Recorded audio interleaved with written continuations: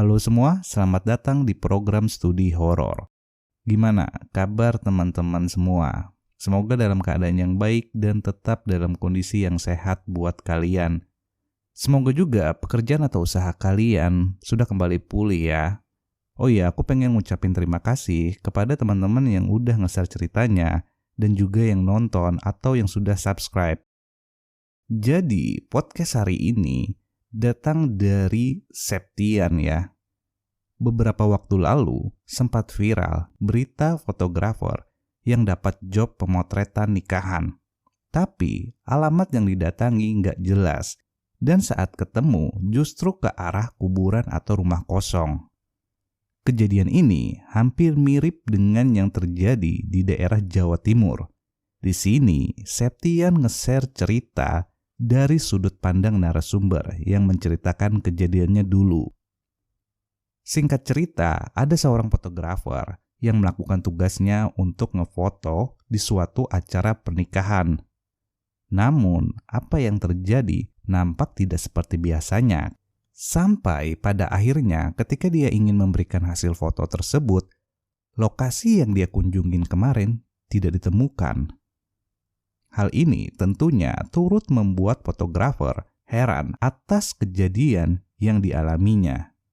Ingin tahu kelanjutannya? Simak terus. Sebelum kita mulai, buat teman-teman yang baru datang ke channel ini, jangan lupa ya, like, komen, dan subscribe agar kalian tidak ketinggalan cerita pengalaman horor lainnya. Gimana? Udah siap untuk dengar cerita horornya?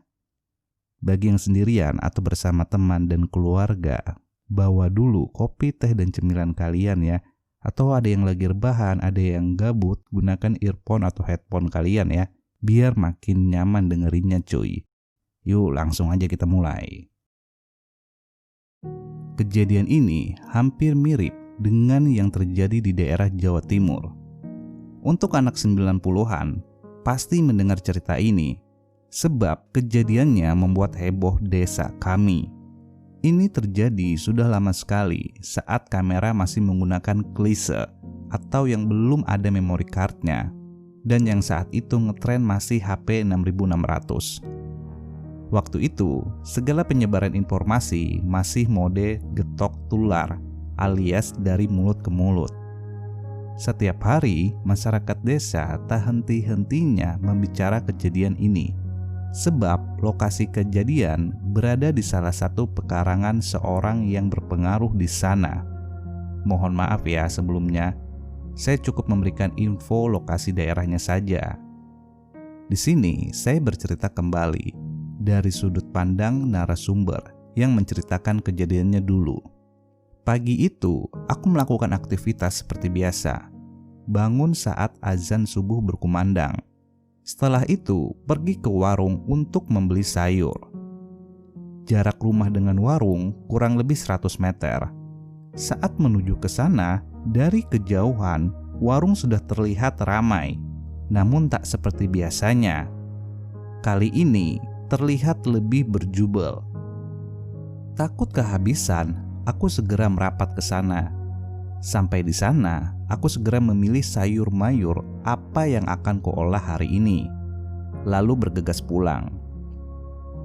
Belum sampai rumah, masih di depan gang, kulihat ada 2 orang laki-laki berboncengan motor, mondar-mandir. Kemudian berhenti tepat di depanku. Lalu menyapa, sambil mengeluarkan kertas lusuh bertuliskan sebuah alamat. Permisi bu, mau tanya, alamat ini apa benar? Kalau jalannya sudah benar mas, tapi nomornya kok nggak ada. Saya nyari sudah capek, nggak ketemu bu. Tapi saya ingat kalau jalannya ini dekat jalan besar.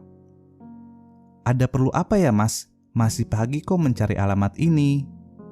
Sebelumnya, saya mau bilang, saya ini fotografer bu, mau mengantar foto ke alamat ini, sama mau minta maaf. Oh alah, begitu. Tapi kok mau minta maaf? Ada masalah apa mas? Begini bu, 5 hari lalu saya dapat job pemotretan manten di alamat ini.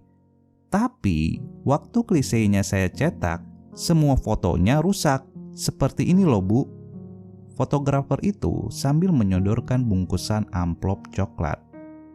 Maaf ya Mas, saya lihat. Kemudian aku mengambil satu lembar foto. Benar saja, foto itu hanya tampak hitam tanpa ada gambar apapun. Lalu aku mengeluarkan semua fotonya, dan semua hitam tanpa ada gambar. Maaf sebelumnya Mas, apa mungkin kameranya rusak atau bagaimana? Tidak Bu, sebelum berangkat saya sudah cek dulu. Aku terdiam lama sambil berpikir. Kemudian aku meminta kertas alamat itu. Kebetulan saat itu ada tetangga yang lewat. Aku pun memanggil. Mas, berhenti Mas, ada perlu sebentar. Kemudian, Pak Ijo, kita panggil saja begitu ya. Pak Ijo berputar balik menepikan sepedanya ke halaman rumahku.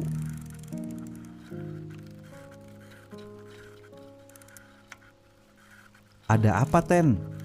Kamu tahu alamat ini tidak Mas? Kalau jalannya benar, tapi nomor rumahnya kok nggak ada ya? Ini loh Mas, ada fotografer nyari alamat itu. Coba kamu ingat-ingat Mas, rumahnya bagaimana? Fotografer itu pun menjawab, rumahnya besar, mewah seperti orang kota. Coba kamu ceritakan dari awal, sahut Pak Ijo. Kemudian fotografer itu mulai bercerita. Hari Rabu, saya melihat buku catatan, kok masih ada job pemotretan manten. Di catatan ini acara setelah maghrib. Sebelum maghrib saya berangkat dari studio. Saya ingat di depan situ jalan besar. Saya bertanya jalan ini ke pedagang rokok. Saat itu saya ingat kalau tidak jauh dari gang ini Pak, melewati rumah kosong. Sepertinya rumah burung walet. Soalnya saat saya lewat itu banyak walet yang masih berterbangan. Setelah itu saya sudah sampai di rumah itu. Rumahnya besar dan mewah. Sampai di sana acara sudah mulai. Saya gugup karena mengejar waktu. Tidak enak kalau terlambat. Acaranya sangat mewah, undangannya banyak, tamunya seperti air mengalir. Tapi saya kira agak berbeda karena semua orang memakai pakaian zaman dulu. Sangat ramai seperti pertunjukan, juga ada yang jualan di luar rumah itu. Sampai di sini Pak Ijo mengernyitkan dahi. Mari Mas ikut saya. Kemana Pak? Saya antarkan ke alamat itu. Ayo Ten, ikut aku. Oh iya Mas. Kemudian aku bergegas naik sepeda dibonceng oleh Pak Ijo. Dengan kedua fotografer itu mengikuti di belakang kami dengan menaiki motor. Saat menyusuri jalan menuju tempat itu, terlihat ketegangan terpancar dari wajah Pak Ijo. Beliau berkata padaku, "Jangan sampai kejadian ini benar." Lah, kenapa sih Mas? Belum sampai menjawab, tiba-tiba Pak Ijo menghentikan laju sepedanya. Sudah, dibahas nanti saja, cepat turun, sudah sampai ini. Aku pun menjawab, iya Mas.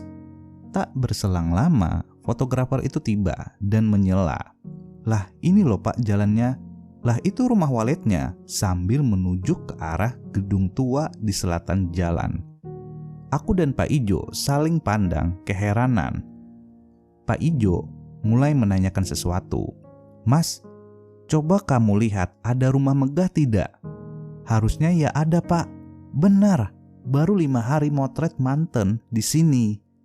Setelah melihat sekeliling, yang ada hanya gedung walet tua dan pekarangan yang luas terbengkalai. Lama-lama wajah kedua fotografer itu pucat.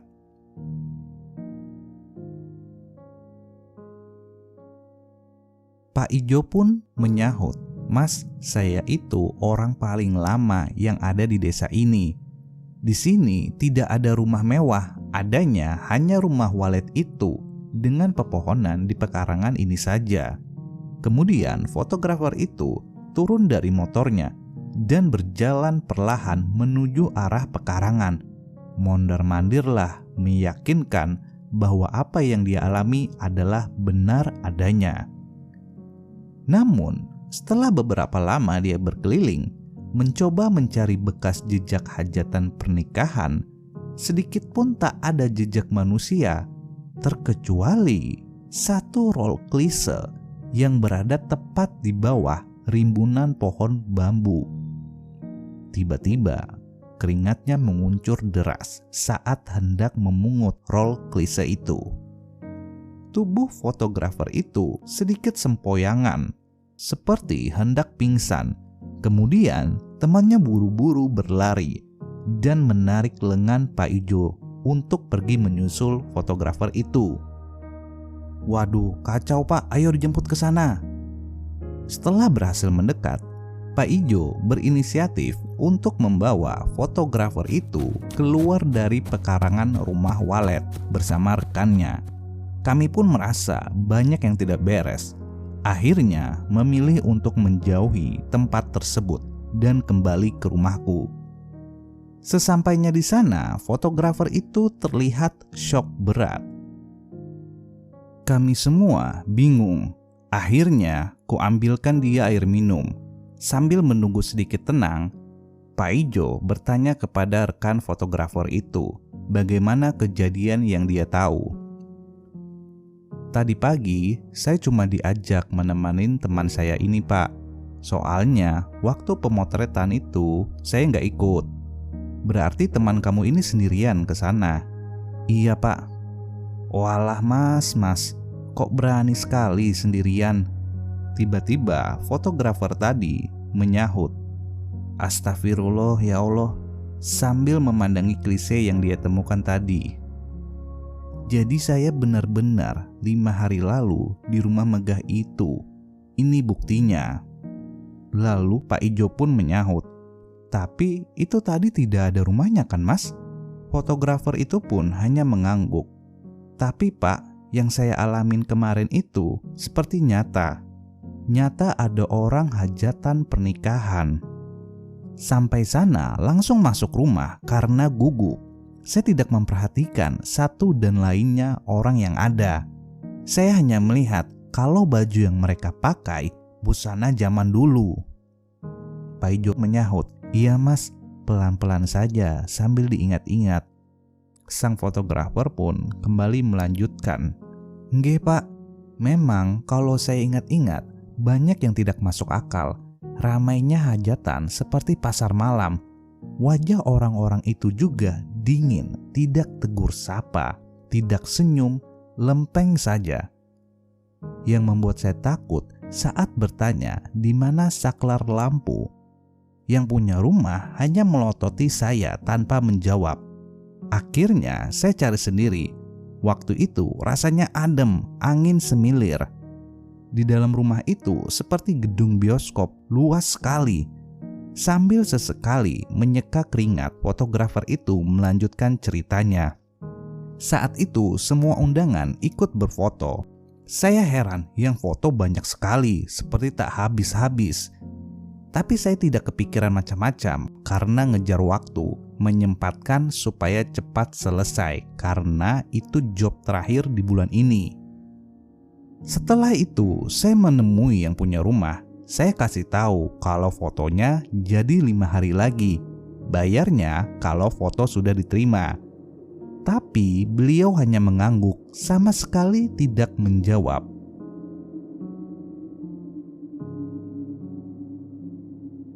Pak Ijo pun menyahut, "Alhamdulillah ya Mas, kamu masih bisa pulang. Selamat sehat segar bugar." Dengan ekspresi kaget, fotografer itu lalu bertanya, "Maksudnya?" "Syukur, kamu tidak hilang Mas. Alhamdulillah bisa keluar dari sana." Pak Ijo kemudian menjelaskan pada fotografer itu bahwa dia beruntung karena hanya dimintai tolong oleh makhluk halus tanpa disakiti atau ditahan di alamnya. "Menurut ceritamu, kamu itu diminta tolong oleh makhluk halus Mas. Tapi kalau niatnya mencelakai, pasti kamu tidak bisa kembali pulang alias kalap atau tinggal di dunia makhluk halus. Jangan takut mas. Tak henti-hentinya, fotografer itu beristighfar dan mengucapkan syukur karena dia bisa melewati hari itu. Fotografer pun melanjutkan ceritanya. Saat saya pamit, yang punya rumah hanya mengangguk. Saya heran karena menurutku waktu itu sangat lama pak. Saya sampai rumah sudah jam 2 pagi. Aku hanya mengira karena terlalu banyak undangan yang ingin berfoto, hingga waktu tak terasa sudah lewat tengah malam. Karena rasa lelah yang berlebih, saya tak sempat berpikir macam-macam. Sampai kemarin pas saya cek foto itu, hasilnya rusak semua. Tidak ada gambar, hanya hitam legam seperti kegelapan malam. Saya kaget dan gugup, takut kalau pemiliknya marah. Barulah saya berpikir ini aneh dan saya ingin meminta maaf kepada pemilik. Sebab foto ini pasti sangat berharga bagi pemiliknya karena ini momen spesial. Tapi gak nyangka pak kalau ternyata yang saya alami ini adalah pemotretan pernikahan gaib. Pak Ijo pun menjawab, "Alhamdulillah tidak apa-apa mas. Yang jelas jasa sampean ternyata juga dibutuhkan mereka yang ada di dunia lain. Menurut orang zaman dulu, kalau ada kejadian menolong makhluk alam lain dan kita masih bisa selamat, maka mereka akan membalas kebaikan kita. Kebanyakan usaha si penolong akan semakin lancar. Bersyukur ya sampean masih bisa keluar dari alam mereka." Fotografer pun lalu menyahut apa yang disampaikan oleh Pak Ijo. "Iya pak, kalau begitu saya pamit ya." Begitulah kurang lebih yang dapat saya sampaikan. Saya sendiri percaya kalau hidup kita berdampingan dengan dunia mereka yang tak kasat mata. Namun ada baiknya ketika kita hendak melakukan sesuatu atau saat selesai melakukan sesuatu untuk selalu berdoa terlebih dulu agar senantiasa dalam lindungan yang maha kuasa. Mereka yang tak kasat mata akan memanfaatkan kelengahan kita. Jadi jangan lengah ya, jangan kosong, selalu fokus dan berdoa. Begitulah cerita yang telah di-share oleh Septian. Bagaimana menurut kalian? Apa kalian atau orang-orang terdekat pernah mengalami hal yang sama? Komen di bawah ya. Akhir kata, aku mau ngucapin terima kasih ke Septian karena telah nge-share cerita ini. Dan juga aku pengen ngucapin terima kasih ke teman-teman yang telah ngedengerin podcast ini serta telah memberikan dukungan. Like jika kalian suka dengan podcast ini dan subscribe jika kalian ingin mendengarkan cerita selanjutnya. Oh iya, bagi kalian yang ingin ngebaca cerita lainnya dari Septian, linknya aku udah taruh di deskripsi bawah ya. Begitupun juga dengan cerita-cerita lainnya. Follow mereka, banyak cerita yang dapat kita ambil hikmah dan pembelajarannya. Dan juga jangan lupa follow aku di Twitter dan Instagram. Linknya aku taruh di bawah juga ya. Aku Bang Cuy pamit undur diri. Sekali lagi, thank you semua.